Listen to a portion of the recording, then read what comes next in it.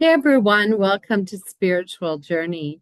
And today's journey is the chat about the Yule season, which is about to come in the next couple days.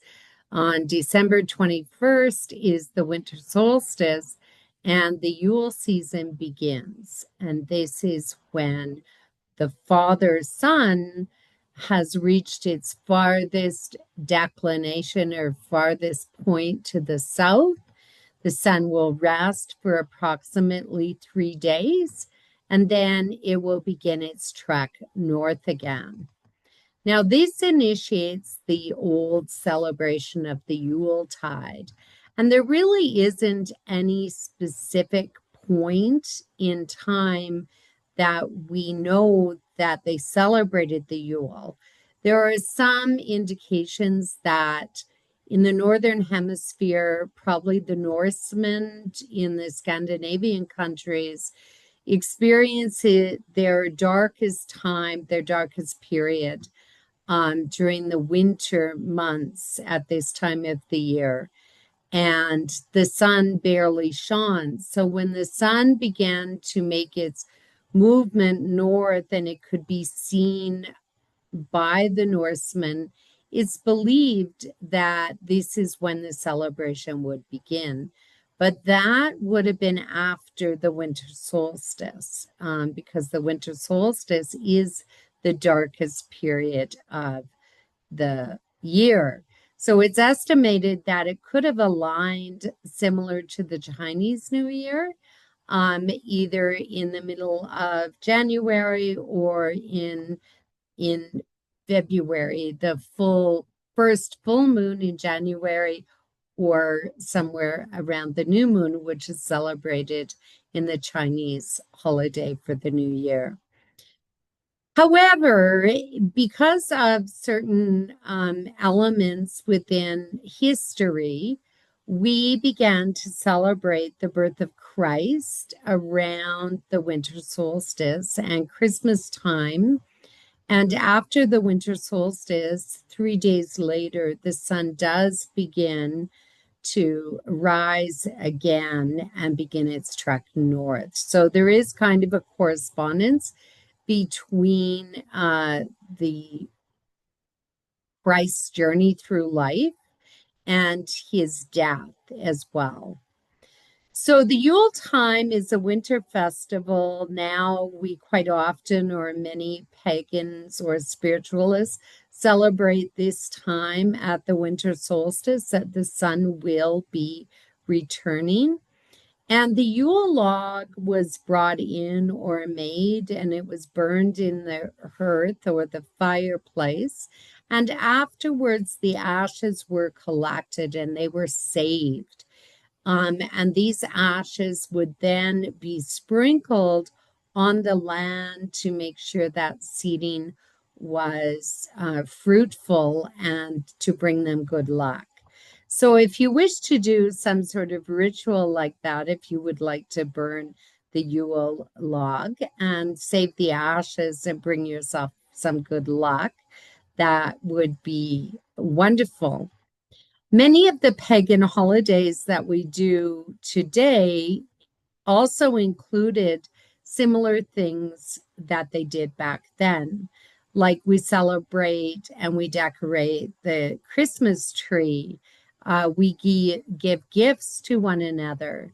And we also like hold feasts and gather together in these dark days of winter, along with the holly and the mistletoe and the greenery that we want to decorate our homes with. And the reason why we do this is to usher in spring and to say that Mother Earth is not going to let us down, that we want to celebrate the rebirth of the sun and the rebirth and the replenishment of the earth. So we warm our bellies with cider and mead, and we hold fast to the hope that the sun will again once bring us the light. So these are many things that we do automatically within the Christmas season. And this is also a traditional way that spiritualists or pagans or historically, we always celebrated this time of the year. So this is, of course, the dark season. So it's always good to cleanse your home with some sort of light around this time, and that would be good to light a candle. It's very good this year because I believe 2026 is like crossing the threshold of one era into another era. And we're in the midst of it, right in the middle of it. So please, get a bowl of water, warm it, put a little bit of lemon in it or some pine, and wash your threshold. Hang the wreath upon the door to also bring you good luck and welcome those strangers into your home who are of need. So, in the chart on December 21st, just prior to the winter solstice, we have an event. The new moon is beginning and ushers in this winter solstice. And this new moon is really important. And the reason why it's really important, it's really signaling that fresh starts are going to begin. And so we have a new moon, which is the beginning of planting new seeds. It's also the darkest of all the moons. So we know that we want to renew and refresh our energy. It's in Sagittarius, which really allows us to rethink our moral positions, our ethical positions. Another thing that's happening during this new moon, just prior to the winter solstice on the 19th, is that Three Eye Atlas is also going to be gracing our skies and going to be at its closest point to Earth. And so these foreign objects outside our galaxy, by the ancients were always to believe to bring messages and new events were going to happen to humans on the earth.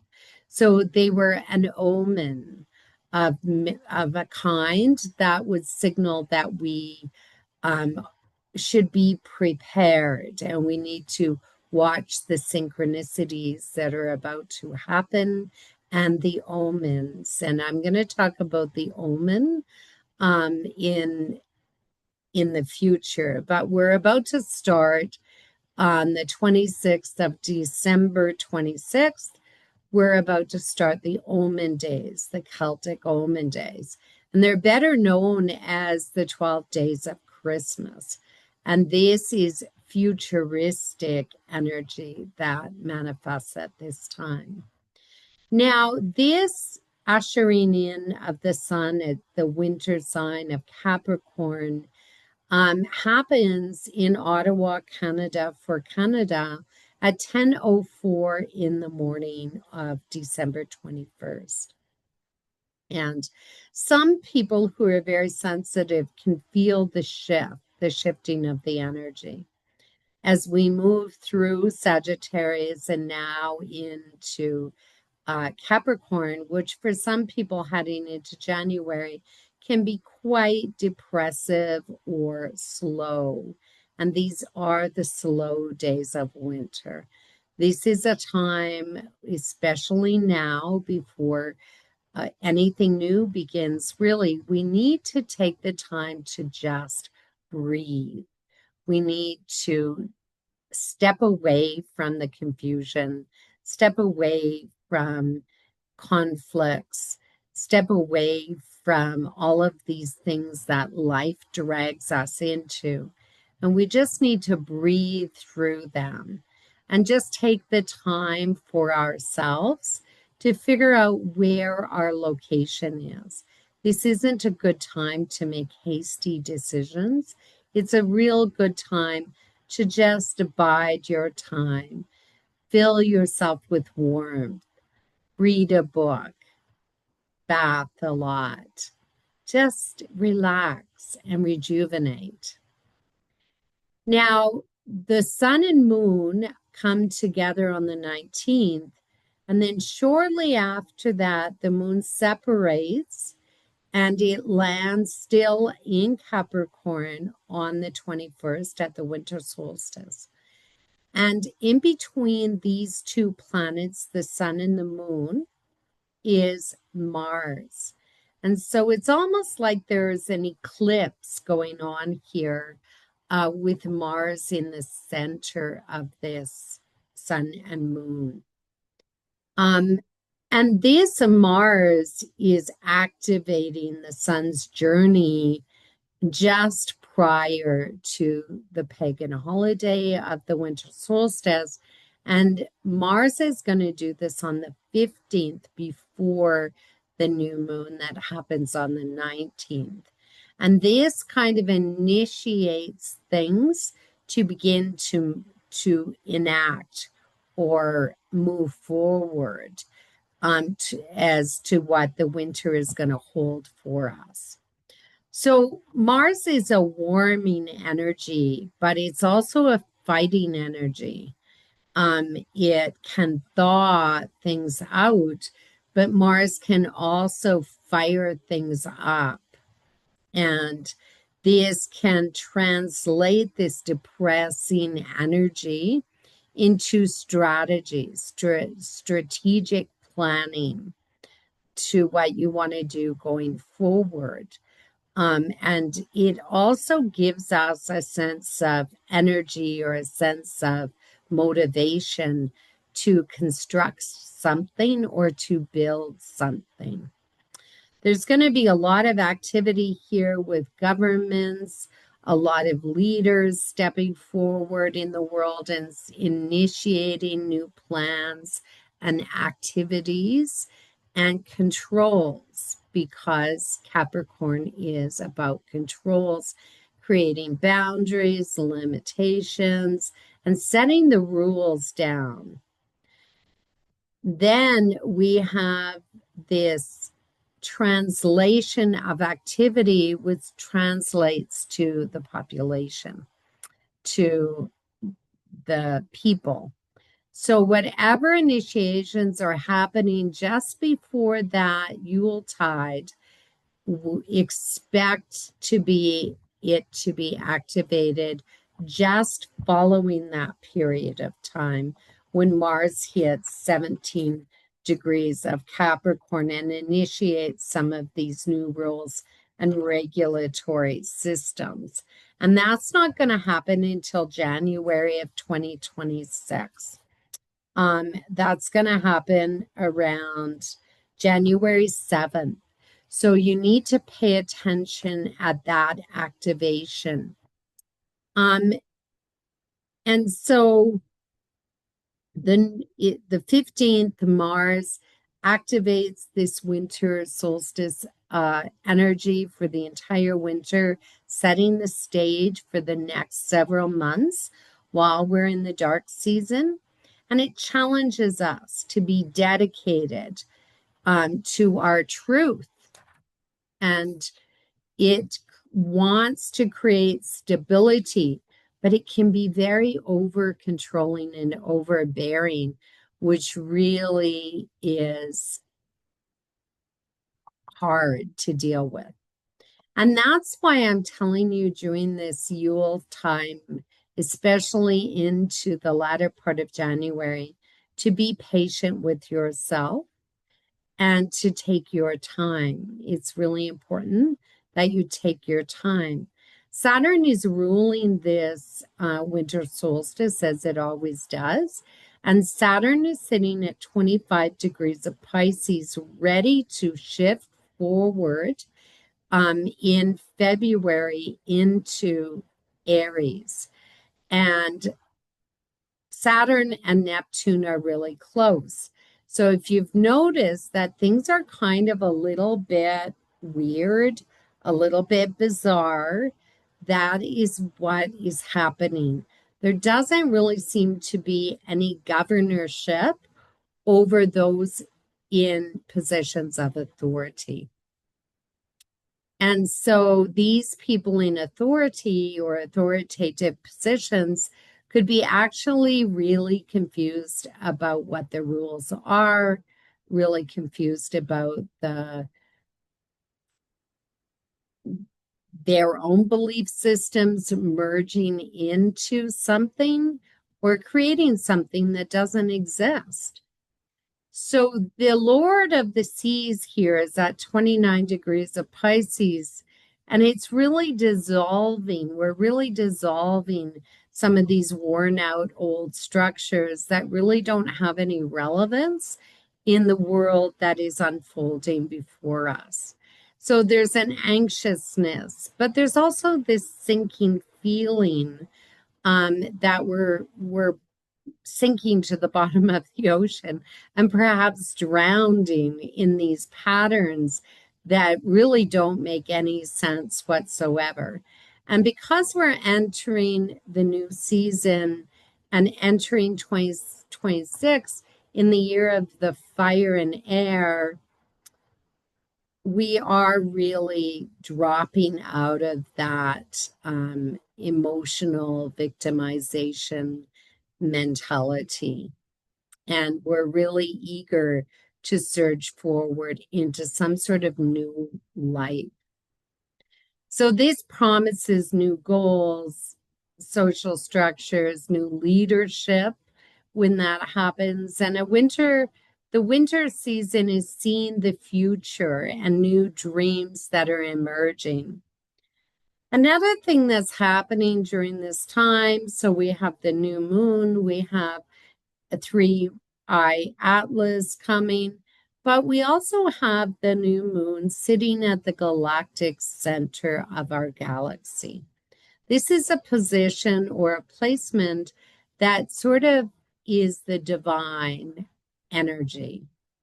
And this is also a place of awakening, awakening consciousness, awakening or being downloaded with new information that is coming forth from the heavens above. So we can also see a real surge in new ideas, a real surge in the opening of new concepts. This is an ideal time for long-term planning during the majority of the winter. It requires us to tighten our belts. It seems to say, save your projects, plan them out before you initiate them, be steady, be disciplined on your feet. Focus on what it is that you really want or what you really need, not necessarily what you really want. So it's a powerful time right at this pivotal moment to seize your power, to be resilient against the cold winter winds, and face those obstacles with precision, courage, and vitality. You really need to ground into your vision here. And you need to follow the new world and not to get stuck in the past. Venus is really challenged here in both of the new moon and the winter solstice. She is trekking through Sagittarius, and she is now sitting almost on top of the galactic center and triggering that new moon that happened. So she is saying to us, because she is in opposition to the controls and the confusion of leadership here. And this is also a really powerful time for relationships and the restructuring of relationships and the identification of relationships that they're not functioning properly. This isn't only on your own personal level. Some people could be committing to new relationships, but others could find that the relationship that they're in is too stressful. It's too hard. There's no guidance. There's no stability within it. And some could find that they're fed up with the lies, the deceit, the hidden elements within those relationships, or that that partner of yours doesn't align with your own morals and ethics. So this is really a good time to sit down and really reflect, self-reflect on those relationships and how they're integrating into your life. It's really important to know where you stand. So this is not only on personal relationships, but this could really affect relationships with trade agreements, with alliances from countries, other countries. And it's really harsh because somebody is really stirring the pot and really creating a lot of confusion about what is acceptable in these agreements and what is not acceptable. And so there's a harshness here, debilitation, and there's breakups that are happening in businesses, and it could be quite costly. There's a wasting of resources, and there's kind of a harsh reality that the summer is over and winter has now set in. So you could find yourself in a new paradigm within friendships, within your partnerships, and or within business partnerships or the alliances you've made with others. This is not the greatest because secrets could come out at this time and new information could be revealed. Now it's going to land with a thud, this Venus, 2 days on after the winter solstice, and it's going to land in Capricorn and trigger the winter solstice. That's Venus. So this puts the nail in the coffin, I guess. And its final commitments are put in place. And we're going to see the results of these final commitments and this final fist down 2 months from now. So that would be around the end of February that we begin to see something. You really need to watch what you believe in. Is it just a dream? Is it real? Is what I'm experiencing a hardship? Am I twisting it into something it isn't? And this is a really important time for manifestation. So whatever you're putting out to the universe can actually materialize. And so you really need to buckle down and be aware of what it is you're putting out with all of these connections to the galactic center and to the divine. So the weather in Canada could be quite extreme on the eastern seaboard. And they could really see some extreme, unusual weather patterns. Eastern Canada could see colder periods with some wet weather, definitely. It's sort of like a melting and then freezing kind of aspect. The West is going to be more warmer weather than usual, I believe. And the West could also see limitations in the workforce or conflicts heading in the western part of Canada in relation to the workforce. So increased unemployment and those types of energies. The stability is kind of shaky in terms of the economy during the winter as well. That we could see some shakeups or disruptions, changes needed. And so we are definitely seeing some changes to investments also going on here.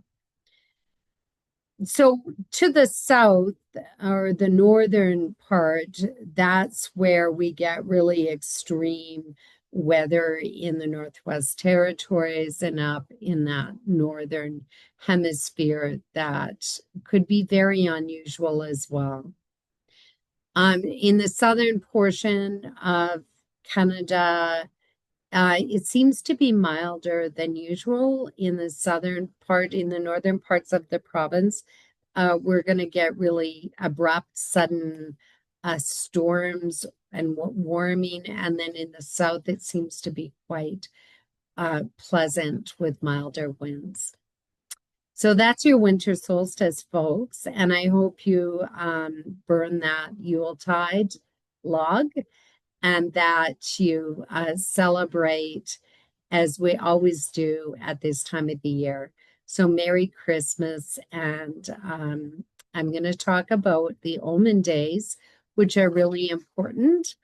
So, keep an eye on my YouTube station or on Facebook at Spiritual Journey. I'm the one with the tree and the moon. And or if you're looking for a reading, please contact me at accsj@live.ca or at 306-781-1300. And let me tell you where you're heading in 2026. Have a great day, guys. Bye-bye.